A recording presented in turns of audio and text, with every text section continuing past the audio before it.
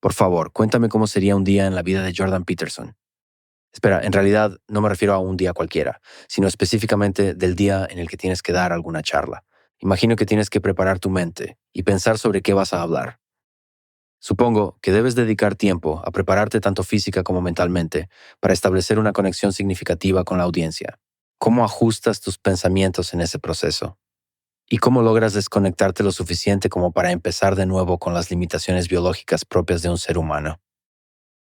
Bueno, generalmente me despierto a las 7 de la mañana y entre las 7:30 y las 8 estoy listo para salir. ¿Tomas café?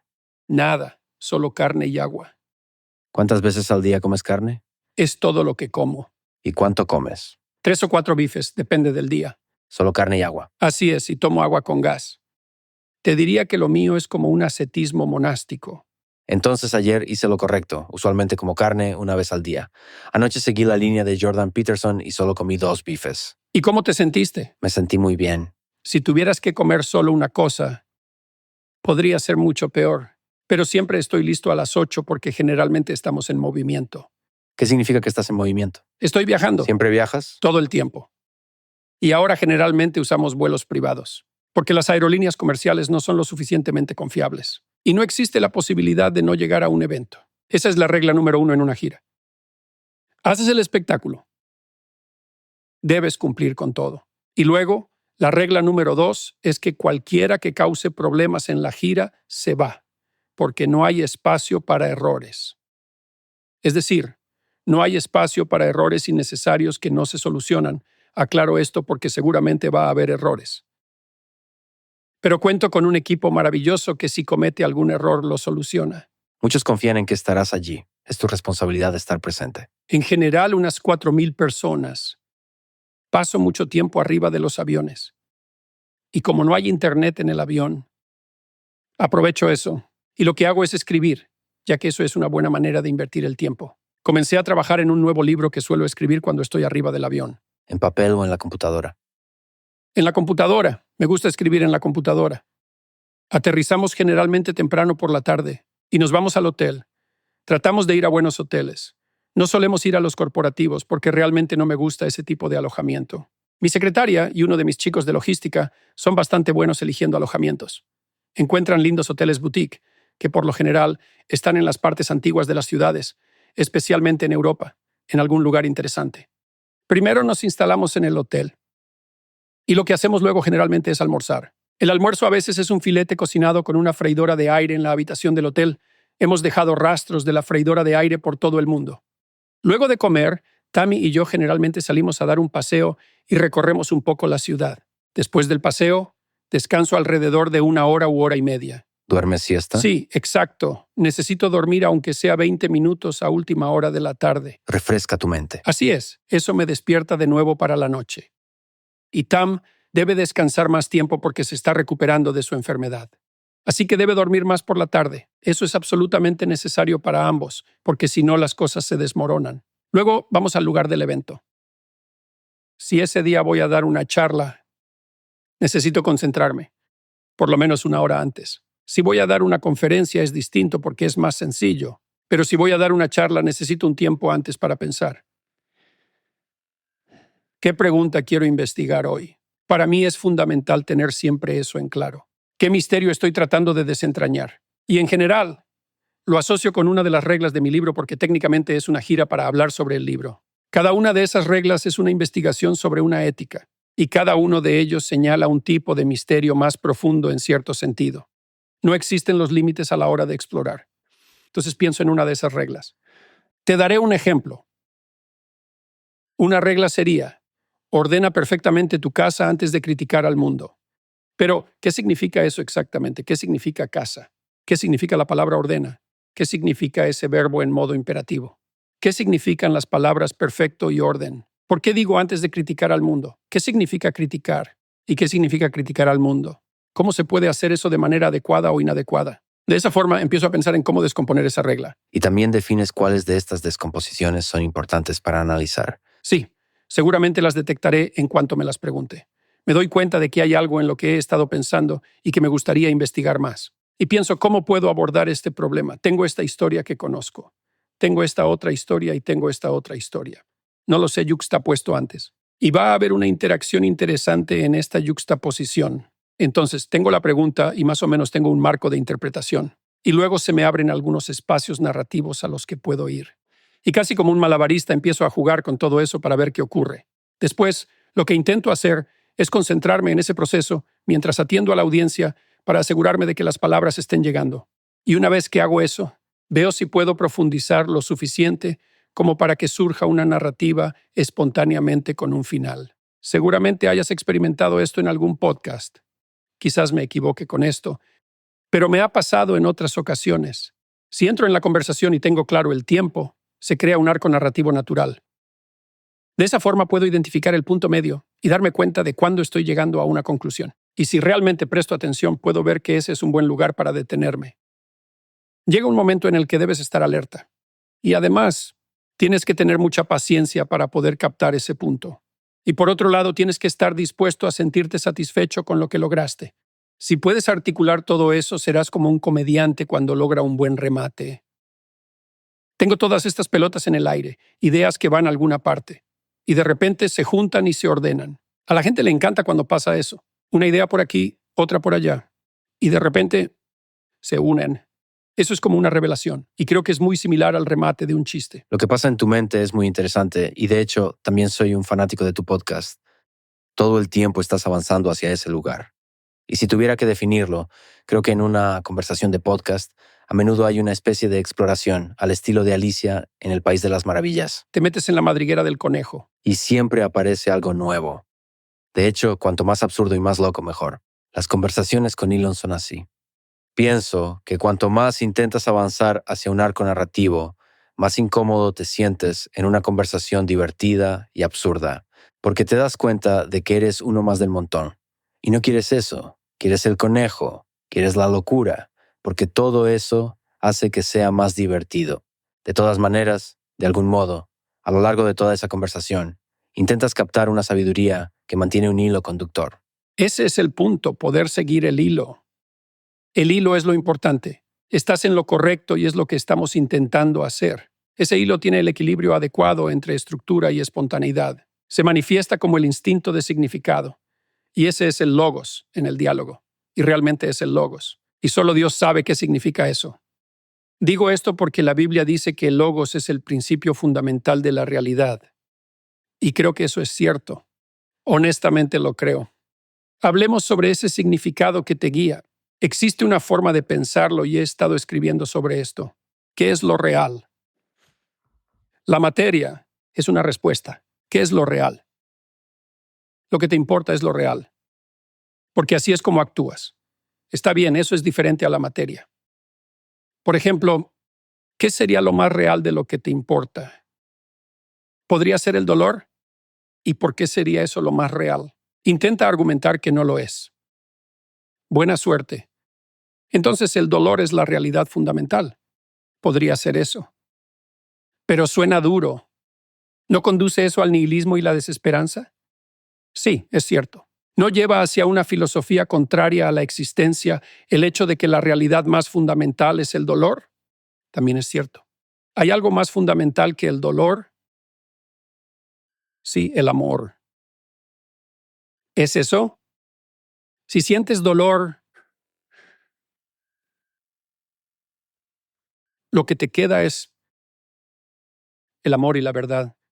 Y sabes,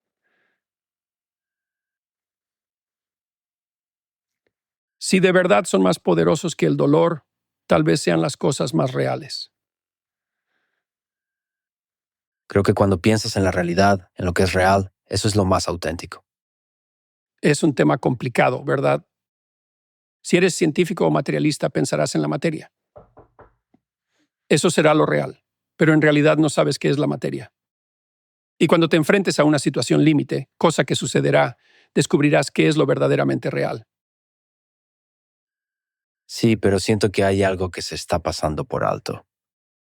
Porque entiendo que la realidad física no abarca todo.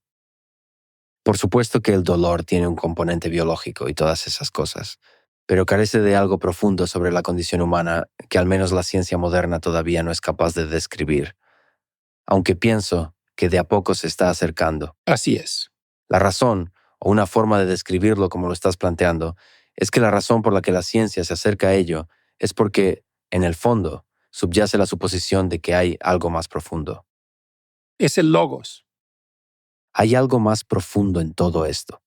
En realidad, existen dos corrientes con respecto al concepto de logos.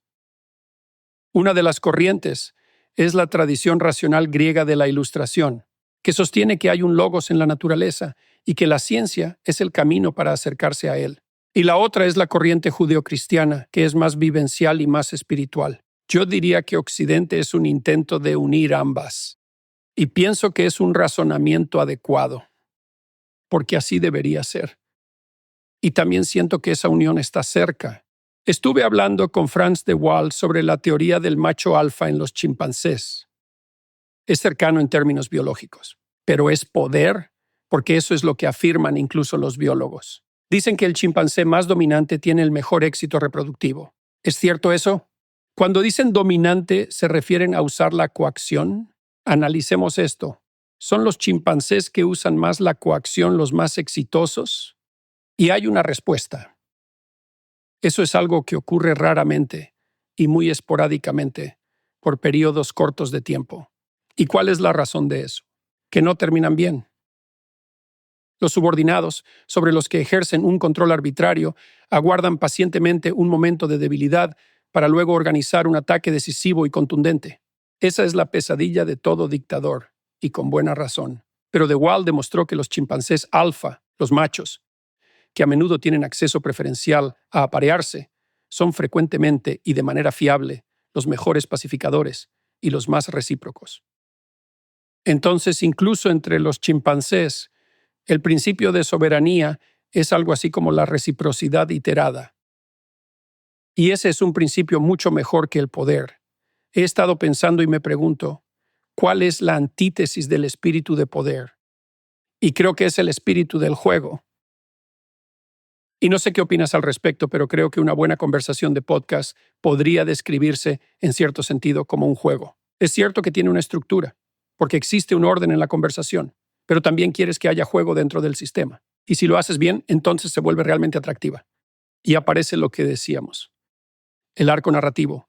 Y no intento imponer nada porque no me manejo de esa forma. De hecho, no vine aquí con la intención de que nuestra charla vaya hacia determinados lugares. No vine con nada armado ni ensayado. Vine a charlar contigo. ¿Y por qué? Bueno, porque me gustan tus podcasts. Estás haciendo algo bien, aunque no sé exactamente qué es. Y haces preguntas interesantes. Así que por eso quería conversar contigo. ¿Hacia dónde irá la conversación? No tengo ni idea. De esa manera te dejas llevar por el juego. Pero volviendo a ti, cuando das una charla, te paras frente al público. Sí, Ya tienes la pregunta pensada. sí. ¿Te pones nervioso al momento de subir al escenario? En realidad, me pongo nervioso más que nada en el momento previo. Es decir, cuando estoy sentado pensando en la estructura de la charla. Mi esposa y yo hemos estado haciendo muchas conferencias y eso es más fácil para mí. Es como el nerviosismo que sufren los comediantes. Por ejemplo, Joe Rogan estrenó su último show el fin de semana pasado, así que ahora debe sentarse nuevamente a pensar en algo, y tendrá que enfrentarse a la ansiedad que le da la idea de no tener material y tener que escribir algo nuevo. Exacto. Es empezar de cero. Me sucedía cuando daba todo el tiempo charlas en lugar de conferencias. Prácticamente escribía un capítulo entero de un libro cada noche. En realidad, puede ser que sea una exageración porque retomaba algunos temas que ya había desarrollado. Pero lo que sí es real es que jamás me limitaba a repetir material que aprendía de memoria. Nunca hacía eso.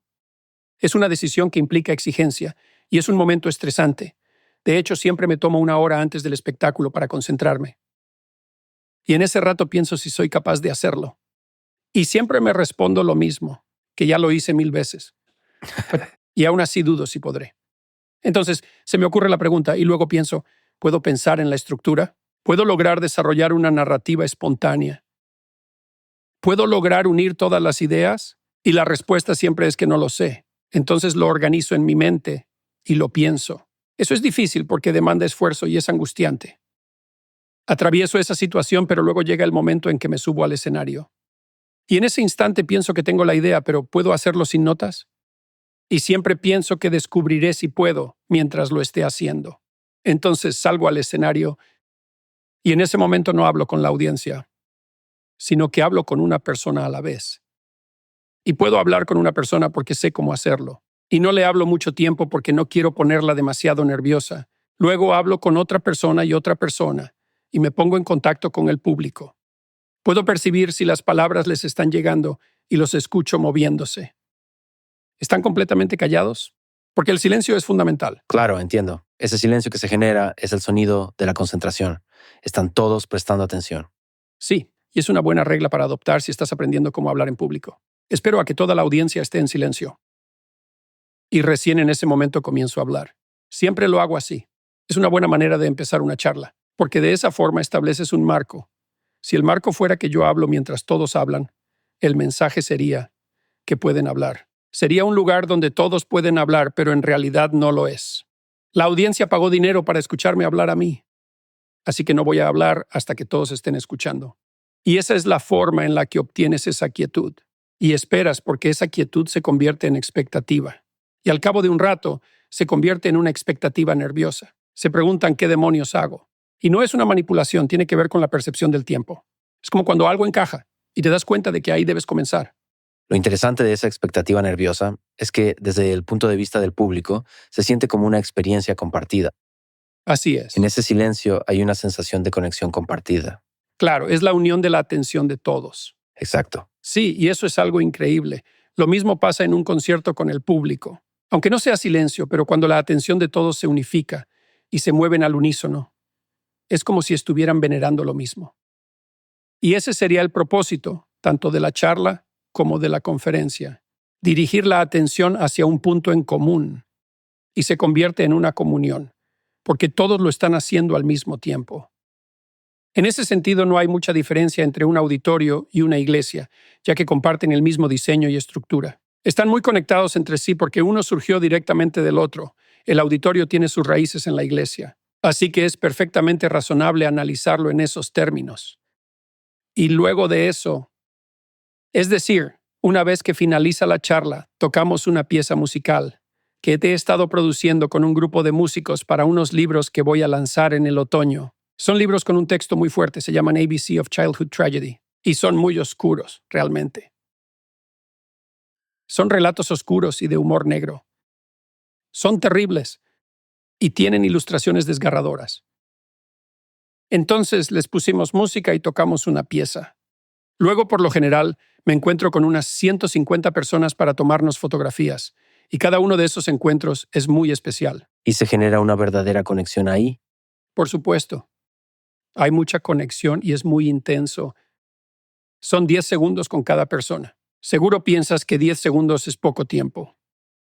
Pero si prestas atención, se produce algo muy profundo. ¿Te genera tristeza decir adiós tantas veces? Es como saludar a los invitados en una boda. Es como estar en una boda a la que quisiste asistir. Y todos están bien vestidos. Eso es muy loco. Recuerdo que me compré unos trajes caros cuando salí de gira y me dolió mucho haber gastado tanto dinero porque pensé que me había excedido un poco. Pero luego entendí que era lo correcto. Porque estoy totalmente comprometido con lo que hago y por eso elijo vestirme con el respeto que merece. ¿Y sabes algo? Aproximadamente el 60% de la audiencia viene en traje de 2 o 3 piezas. Todos están bien vestidos. Se arma una fila de personas que quieren saludarme y todos están felices de verme. Por un lado, no es algo tan difícil de entender, pero por el otro, sí lo es. Porque las interacciones cotidianas suelen ser muy superficiales y pensamos que no las queremos, pero la mayoría de las veces sí las queremos. Es verdaderamente intenso. Sí, lo es. No sé cómo haces. Pero la gente también te reconoce a ti. Es cierto. Pero también me ha sucedido que cuando alguien me reconoce, a menudo son personas brillantes que se me acercan con cariño. Y uno de los pensamientos con los que lucho, uno de los fantasmas en mi mente, es la sensación de que no merezco ese tipo de atención.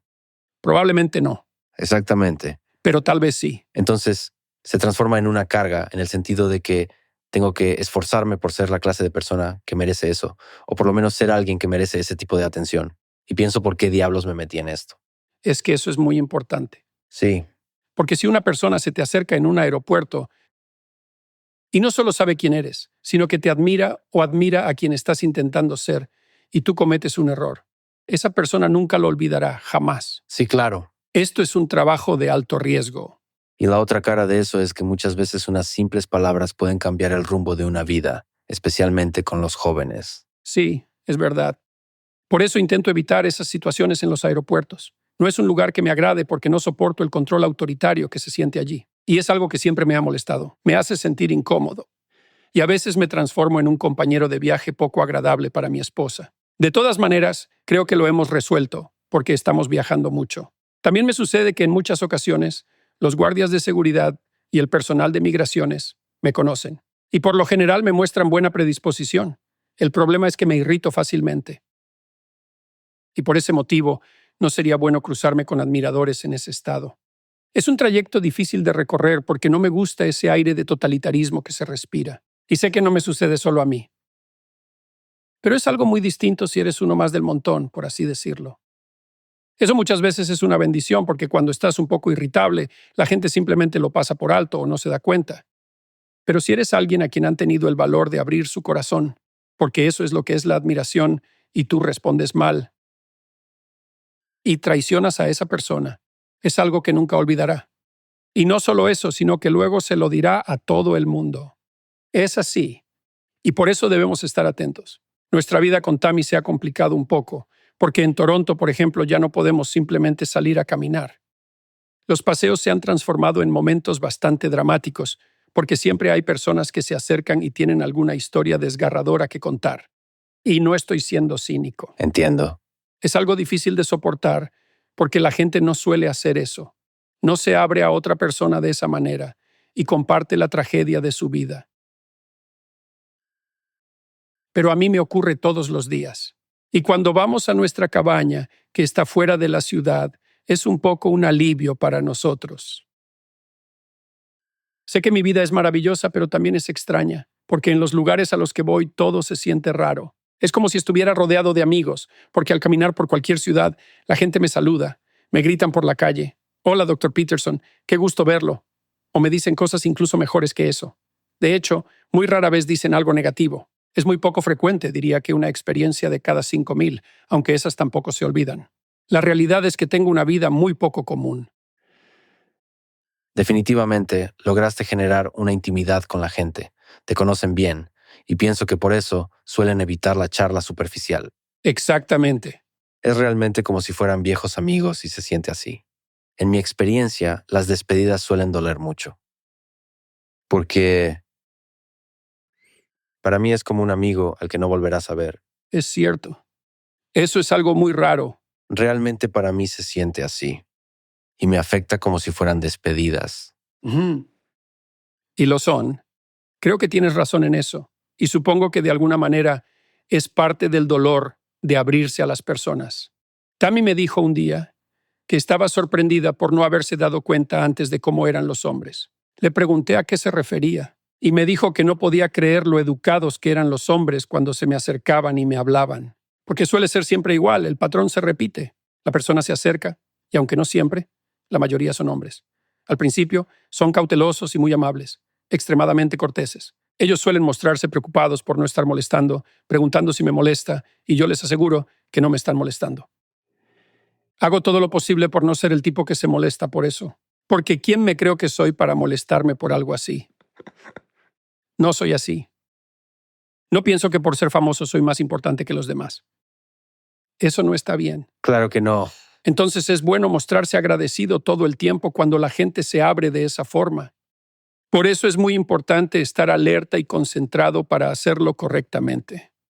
Porque para ti son 5 segundos o 10 segundos o 20 segundos, lo que sea. Pero esas personas se han abierto contigo y puedes realmente hacerles daño si eres imprudente. ¿Y cómo haces para relajarte luego de hablar con esas 150 personas? ¿Cómo te encuentras contigo mismo de nuevo para descansar? Debo admitir que en muchas ocasiones he terminado atrapado en discusiones en Twitter. Luego de un día intenso, lleno de charlas e interacciones con el público, quedo tan agotado que es fácil caer en esa trampa. Porque es una ciudad nueva, un hotel nuevo y otras 5,000 personas nuevas. Un nuevo capítulo del libro, nuevas ideas por descubrir y al día siguiente, otra ciudad. Estoy tan agotado en ese momento que no soy muy bueno controlando mis impulsos. Por eso Twitter fue un verdadero enemigo para mí, porque me afectaba mucho y luego no podía parar. Cuando estaba trabajando intensamente en mi libro, solía llamar a Tammy y decirle que viniera a buscarme porque no podía detenerme. Necesitaba ayuda porque no podía parar de contestar. Me agotaba y aún así volvía al ruedo casi de manera hipomaníaca. Era como automático. Seguía escribiendo a pesar de saber que necesitaba alejarme de eso, pero no podía hacerlo. Debes hacer otra cosa. Es bueno leer algo. Un libro, por ejemplo. Algo de ficción o no ficción. Sí, leer ficción. Leí mucho a Stephen King cuando estuve de gira la última vez y me hizo muy bien. Me encanta Stephen King. Su narrativa es genial. Sí, es fantástica. Y sus caracterizaciones también. Lo que sucede es que hay algo que suena muy familiar en el relato de Stephen King. Y el motivo es porque él escribe sobre personas que conoces. Y encontré mucho alivio en esa lectura. Eso me resultó muy útil. No es fácil tolerar y sostener ciertas dinámicas en la vida diaria. Tammy y yo tuvimos que llegar a determinados acuerdos. Debíamos hacerlo. Era necesario. Porque es ella la que adapta su vida a mí. Tuvo que encontrar su propio espacio y lo logró. Decidió dormir en una habitación de hotel diferente a la mía cuando viajamos. Y además dijo que no me acompañaría en la gira que hice en la primavera pasada. Una vez me enfermé en una gira. No fue complicado, pero entorpeció un poco las cosas. Ella regresó a casa y luego cuando volvió me dijo un poco nerviosa que necesitaba su propia habitación. Y una parte de mí no estaba contento con eso. No entendía por qué quería otra habitación. ¿No dormiríamos más juntos? Entonces me explicó que simplemente lo necesitaba. A raíz de su enfermedad, es muy importante que haga ejercicios y se mantenga siempre en forma. Esas actividades le llevan horas. También hace meditación y necesita dedicarle tiempo. Y además, tiene su propio podcast, al cual le va bastante bien. Confió en ella y dijo que eso era lo que necesitaba. Así que le dije que estaba bien. Le pregunté si era necesario para que pudiera seguir adelante con esto.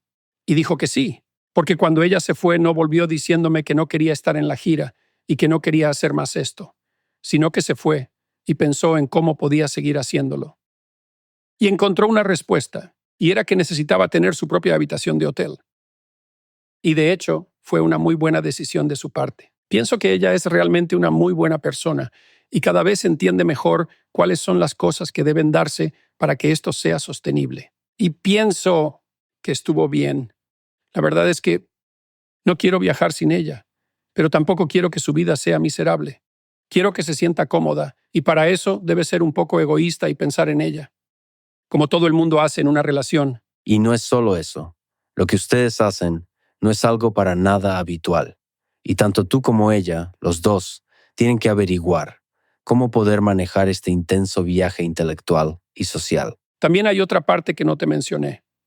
Lo que te conté es un día típico, pero le falta un gran componente porque generalmente también tenemos una cena con alrededor de 30 representantes culturales, entre 10 y 30 de cada país. Porque tengo una red de personas que a la vez tienen redes que me conectan con las personas importantes que se encargan de tomar decisiones claves en cada país. Y esas cenas suelen durar alrededor de 1 hora y media. A veces eso sucede el día que no tengo una charla, pero a veces sucede todo en el mismo día.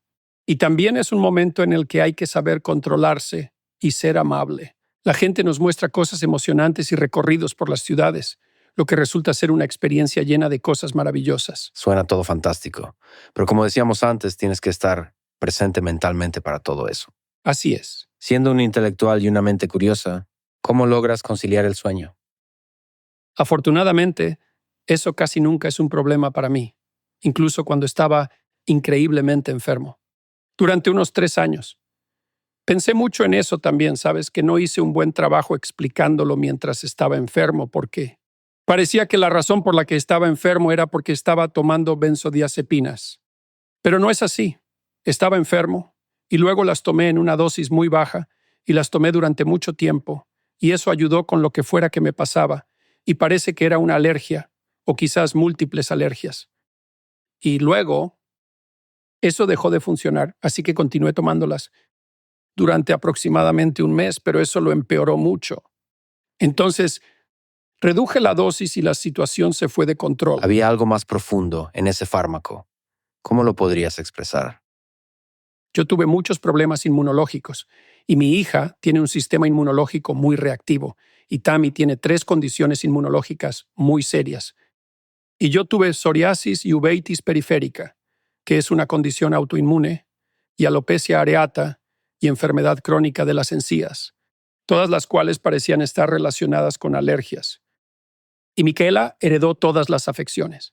Y yo también tenía una inclinación a la depresión que formaba parte de mis antecedentes familiares, pero creo que, hasta donde sé, todo eso fue inmunológico. Y una de las cosas que noté que siempre me ha pasado es que me costaba respirar. Como si solo pudiera respirar un quinto de mi capacidad. Siempre sentí que me faltara el aliento.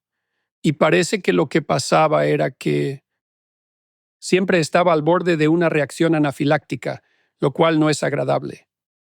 Y eso es activación hipersimpática, sin activación parasimpática. No podía relajarme, en absoluto. Esa es una respuesta inmunológica. Alérgica, sí. De todas formas, eso fue lo que parecía. No me gusta hablarlo mucho porque es radical, y no me gusta propagarlo, pero esta dieta parece haber detenido la psoriasis y todas las manchas han desaparecido. Mi enfermedad de las encías ha desaparecido luego de 3 años. Era incurable y me había sometido a múltiples cirugías. Mi ojo derecho, con el que veía muy borroso, se ha aclarado por completo. ¿Qué más ha cambiado desde que comencé? Bueno, la verdad es que perdí 50 libras de inmediato y no las subí. Debo mencionar que yo tampoco soy un investigador profundo de la ciencia nutricional. Tengo mi escepticismo respecto al grado en que es actualmente una ciencia, porque muchos sistemas complejos están llenos de misterio y llenos de aprovechadores. Las personas que se benefician de diferentes tipos de dietas. Pero debo decir que, personalmente, parece que me siento mucho mejor cuando solo como carne. Es muy interesante, y lo descubrí hace mucho tiempo. ¿Y cómo lo descubres? Bueno, el descubrimiento fue que empecé a escuchar a corredores de ultramaratón hace unos 15 años y comenzaron a hablar sobre correr adaptado a la grasa corporal. Así que descubrí por primera vez que no tengo que correr súper rápido para disfrutar correr. Y de hecho, realmente disfruto correr a un ritmo más lento. Ese fue el primer paso. Si mantengo algo llamado la regla de Maffetone, que es un ritmo cardíaco bastante bajo, si mantengo eso, en realidad puedes volverte bastante rápido, mientras mantienes una velocidad promedio bastante lenta en general. De todos modos, ellos se alimentan con dietas bajas en carbohidratos. Entonces empecé con eso. Algo que ellos también hacen es que ayunan con frecuencia, y yo descubrí lo increíble que siento. La mente, cuando estoy en ayuno, ¿sabes? Lo llaman ayuno Bueno, intermitente. eso fue una optimización de la muerte, ¿eh? Porque cuando ayunas, tu cuerpo, lógicamente y obviamente, si lo piensas biológicamente, ¿qué es lo primero que consume tu cuerpo? Pues tejido dañado. Conozco algo de la literatura sobre el ayuno y es literatura muy convincente. Si reduces la alimentación de los perros, creo que en un 20%, y a las ratas también, por debajo de su peso corporal óptimo, viven 30% más tiempo. Es mucho, 30%. Es como 30%. Sí, 30%. Bueno, hay un aspecto de muchas de estas cosas que me pone nervioso porque siempre siento que no hay almuerzo gratis y que voy a pagarlo de alguna manera. Pero hay una concentración que logro alcanzar cuando ayuno, especialmente cuando, como una vez al día, mi mente está casi como enfocada nerviosamente. Es casi como una ansiedad, pero una positiva, o una que puedo canalizar en algo así como una emoción. Me pregunto cuánto de eso está asociado. Bueno, eso significa falta de comida, lo cual no es difícil de imaginar. Tal vez deberías estar mucho más alerta en esa situación, en lo biológico, porque estás en modo de caza. No estás desesperado, pero en modo de caza. Y solo Dios sabe. Quizás los seres humanos deberíamos estar alertas y en modo de caza todo el tiempo. Pero no sabemos eso, así que me pregunto si tiene un estrés en el sistema que a largo plazo causa que el sistema se enferme. Parece que sí. Parece así. Pero parece que en el caso de ayuno, no. Y además de eso, descubrí que la cosa que disfruto es que disfruto de no comer grasa y me encanta comer carne.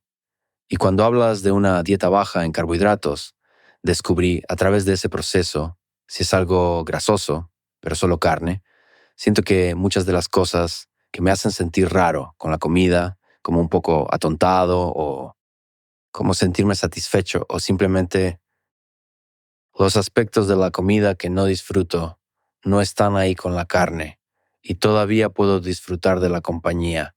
Y cuando como una vez al día y como carne al menos en Texas, todavía podrías disfrutar de toda la diversión de cenar con amigos.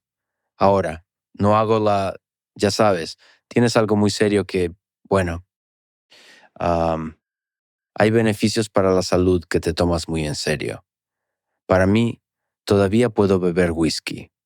Aún haré las cosas que le dan un poco de sabor a la vida. Ahora, cuando eliminas completamente ese sabor, se vuelve más difícil. Es difícil socialmente. Y Tammy parece que solo puede comer cordero, aunque quizá pueda comer carne de res sin añejar. Y eso hace que viajar sea complicado también, ¿verdad? Porque bueno, por razones obvias, es como, ¿en serio eso es todo lo que puedes comer? Bueno, sé la vi. Y tal vez eso sea una forma de locura,